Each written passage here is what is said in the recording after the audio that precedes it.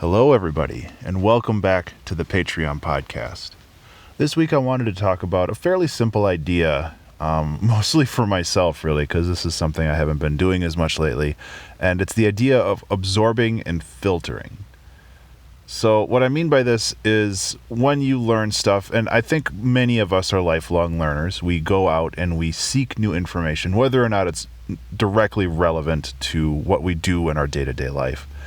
But all of this information has relevance, and it has connections into the things that we do creatively on a normal basis.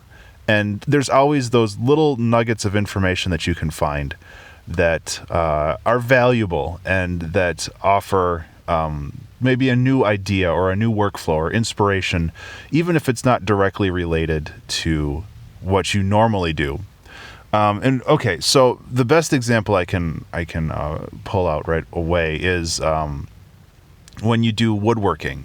There's that idiom of measure twice, cut once, and I think that is a really powerful statement in pretty much any creative endeavor, where you want to make sure that what you do is properly planned out before you make any destructive changes to your project.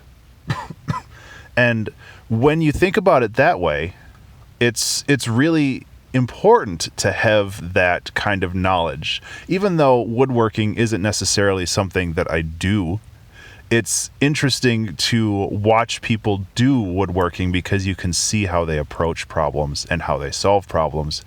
And that kind of creative problem solving is something that really translates into almost any creative medium. I like to I like to just absorb as much as I can, but after you absorb all that information, you need to go back and mindfully look at it and filter through it and see what's relevant to you and what isn't. Because we've been watching Sherlock lately, and Sherlock likes to say that his brain is like a hard drive and there's a limited amount of space on it, and I think that that's fairly true.